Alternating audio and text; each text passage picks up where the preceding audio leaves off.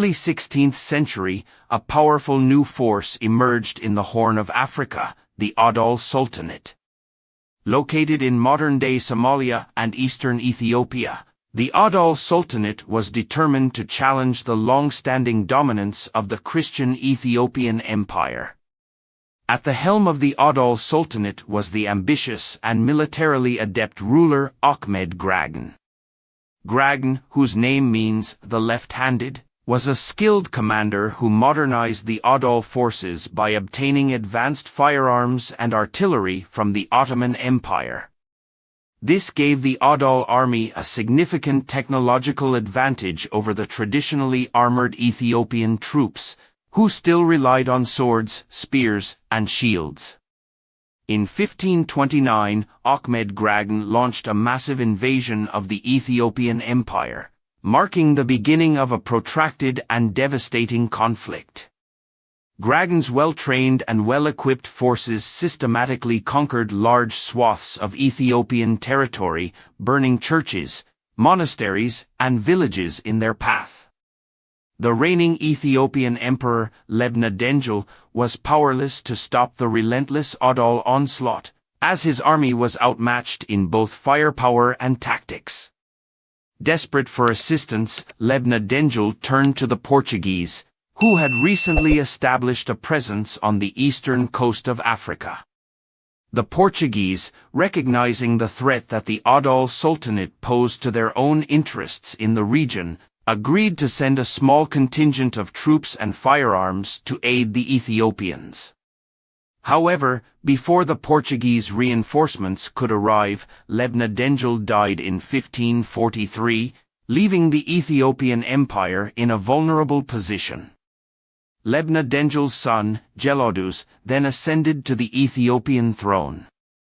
Determined to drive back the Adal invaders and reclaim the lost territories of the empire, Gelawdewos quickly mobilized his forces and, with the arrival of the long-awaited Portuguese aid, prepared for a decisive confrontation with Gragn's army.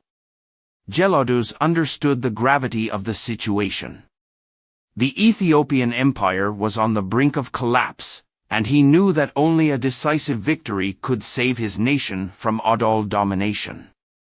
With the support of the Portuguese, who provided firearms, cannon, and military advisors, Gelawdewos readied his troops for a final, climactic battle against the formidable Adal forces. In 1543, the armies of Gelawdewos and Ahemed Gragn clashed in a pivotal battle near the shores of Lake Tana. The combined Ethiopian and Portuguese forces, armed with muskets, cannon, and improved armor, engaged in a fierce and bloody struggle against Gragn's well-equipped Adal troops, who still relied heavily on traditional weapons and tactics. The battle raged for hours, with neither side willing to back down, as the sound of gunfire and the clash of steel echoed across the landscape. Suddenly, a decisive moment arrived. Ahemed Gragn himself was killed on the battlefield, struck down by a well-aimed musket shot. This devastating blow sent shockwaves through the Adal ranks, and the demoralized and disorganized Adal forces began to retreat in disarray.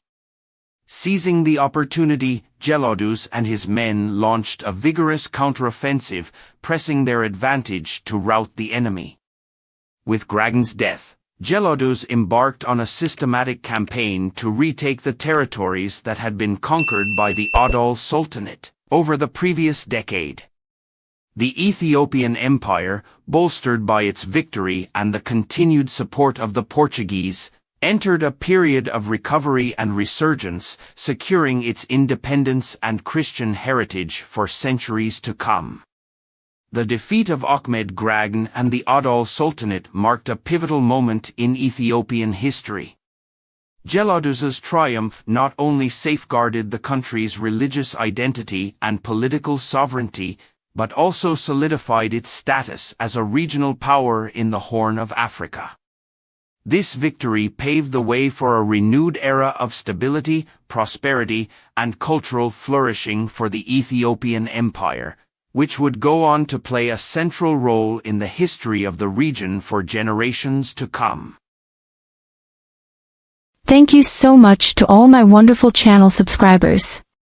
You are like a family to me, and I create this content for you with love and appreciation.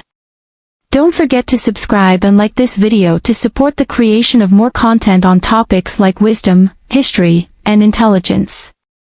Your engagement helps me continue making videos that I hope you find valuable and enjoyable.